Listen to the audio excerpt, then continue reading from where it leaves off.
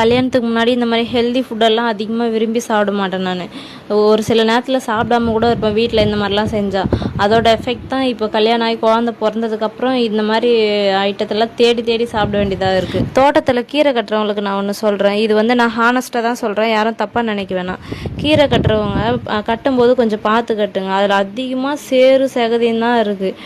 நான் என்ன தான் க்ளீன் பண்ணாலுமே அந்த கடைஞ்சி சாப்பிடும்போது மண் நல்லாவே தெரியுது. நம்ம சாப்பிடும்போது ரொம்ப அதிகமாக சேராக இருக்குது. நான் கிட்டத்தட்ட ஒரு 5-6 முறை மேலும் கழுவிட்டேன். அப்போ கூட அந்த இலையிலலாம் நிறையா தான் சேராக இருக்குது.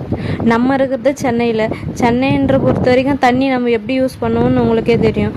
இதுக்கு நான் ரொம்ப அதிகமாக தண்ணி ஊற்றி ஊற்றி ஊற்றி க்ளீன் பண்ணாலுமே அது சேர் போகவே இல்லை. சரி, ஓகே, நீங்கள் பார்த்து வாங்க வேண்டியது தானே அப்படின்னு கேட்பீங்க. இது நான் வாங்கலை, எங்கள் வீட்டுக்காரர் வாங்கிட்டு வந்தார். நம்ம என்ன தான் படித்து சொன்னாலும் அவங்க அப்படி தான் வாங்கிட்டு வருவாங்க. அதுவும் இல்லாமல் இந்த சேர்லாம் கட்டுக்கு உள்ள நடுவில் தான் இருக்கும். ஸோ அதை பார்க்கவும் முடியாது. கீரை கட்டை க்ளீன் பண்ணுற கழனியில் தண்ணி அதிகமாக தான் இருக்கும். ஸோ அப்போ க்ளீன் பண்ணும்போதே கழுவிட்டாங்கன்னா அது நல்லாயிருக்கும்.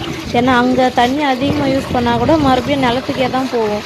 நம்ம இங்கே தண்ணியை அதிகமாக யூஸ் பண்ணால் அது ட்ரைனேஜுக்கு தான் போகும், ஒன்றும் யூஸ் இல்லை. அது என்னமோ தெரியல, தண்ணி அதிகமாக வேஸ்ட் பண்ண மாட்டேன். எனக்கு அவ்வளோ கோவம் வரும். எங்கள் வீட்டுக்காரர் எனக்கு அப்படியே ஆப்போசிட்டு, ரொம்ப அதிகமாக தண்ணி யூஸ் பண்ணுவார். இந்த கீரையை சாப்பிட்னாலே யாருக்கும் அவ்வளோவா பிடிக்க மாட்டேங்குது. ஆனால் இதுதான் ரொம்ப ஹெல்தி.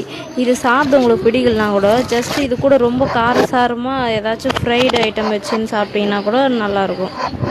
இந்த கீரையை குழந்தைங்கலேருந்து வயசானவங்க வரையும் வாரத்தில் 3 நாள் கம்பல்சரி எடுத்துக்கணும்.